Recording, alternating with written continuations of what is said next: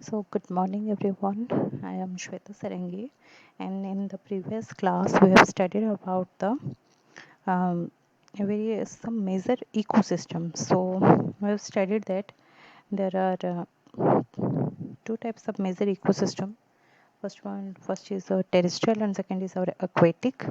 And in terrestrial, it means when this ecosystem operates on the land, and in aquatic, that means when the ecosystem operates in water. So, uh, the terrestrial ecosystem is again divided into forest, grassland, and desert, and our aquatic ecosystem is divided into marine and freshwater. So, in the previous class, I have told you about the forest ecosystem. So, it's also having two components. First one is abiotic component, and second one is your biotic components.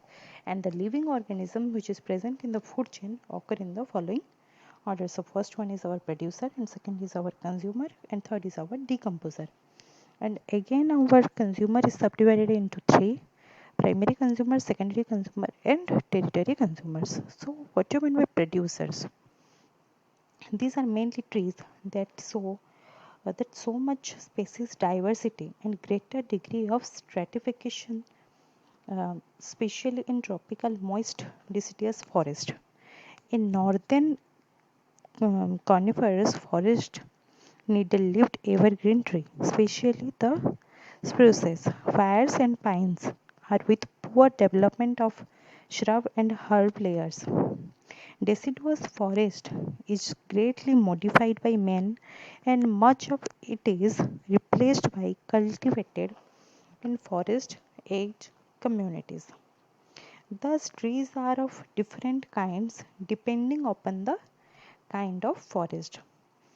Beside trees, shrubs, and ground vegetation are also present. In these forests, producers are Tectona grandis, Buteo frondosa, Shorea robusta. Okay, so plant dominants of the evergreen broad-leaved forest range from the more northerly live oaks, okay, or Mangolius bays and hollies. Palms such as the saval or cabbage palm are also often prominent vines. And epiphytes are characteristics. In temperature, deciduous forests are the dominant trees are species of Ocuris, Acer, Butula, Thuja, Pica, etc. Okay, so this is the producer of the forest ecosystem. Next is our consumer. These are as follows: primary consumers. These are the herbivores that include the animals feeding on trees, leaves as ants, flies, beetles, leafhoppers, bugs, spiders, etc. Many of the larger herbivorous vertebrates like moose, snowshoe, have grouse are found on broad-leaved developmental communities. Similarly, some animals like elephants, nilgai, deer, moles, flying foxes, fruit bats, mangoes, etc. are grazing on shoots and or fruits. Next is our secondary consumers. These are the carnivores like snakes, birds, lizards, fox, etc., which are feeding on herbivores. Okay, next is our territory consumers. So these are the top carnivores like lion, tiger, etc., that eat carnivores of secondary consumer levels. Next is our decomposer. These are wide variety of microorganisms like streptomyces bacteria, um, fungi, then fungi, the species of Polyporus, Fusarium, Trichoderma, etc. So rate of decomposition in tropical and subtropical forest is more rapid than that in temperate ones. So this is our forest ecosystem. Okay. So the producer, these are mainly trees that have much species diversity in tropical moist deciduous forest. trees are of different kinds which are depending upon the kind of forest. Besides trees, shrubs and ground vegetation these are also present. Next is our primary consumers. These are the herbivores that include animals feeding on trees, leaves, etc. as ants, flies, beetles, leafhoppers, etc. Second is our secondary consumers. These are the carnivores like snakes, birds, fox, etc., which are feeding on herbivores. Next is our tertiary consumers. These are wide variety of microorganisms bacteria, fungi, etc. Rate of decomposition in tropical and subtropical forest is more rapid than that of temperate zones. Okay. Next, we are going to study about the fresh water ecosystem. We are directly switched to the aquatic ecosystem or the forest water ecosystem. Okay, so freshwater ecosystem. They are a subset of Earth's aquatic um, ecosystems. These include they include lake, ponds, rivers, streams, etc. Okay. They are continuously formed due to the shifting of stream, leaving a body of standing water where organic materials are accumulated. Okay, so the components of freshwater ecosystem are abiotic components, biotic components, and the decomposers. Okay, so this is our freshwater ecosystem. So abiotic components, uh, what are they?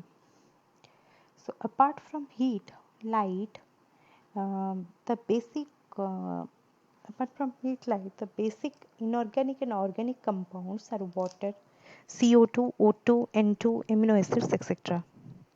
The amount of minerals which are present at any time in the physical environment in the pond is called a standing state. So the biotic components in a freshwater ecosystem includes um, macrophytes, then phytoplankton, then the primary consumer, secondary consumer, tertiary consumer, and the decomposers. So what do you mean by pond ecosystem? So ponds are small bodies of water in which the littoral zone is relatively large and the limentic and profundal regions are small or absent. So stratification is a minor importance. Ponds may be found in most regions of adequate rainfall. They are continually being formed as a stream shift position, leaving the former bed isolated as a body of standing water where organic materials are accumulated. Temporary ponds are dry for part of the year, especially interesting and support a unique community organisms. In such ponds, must able to survive in a dormant stage during dry period.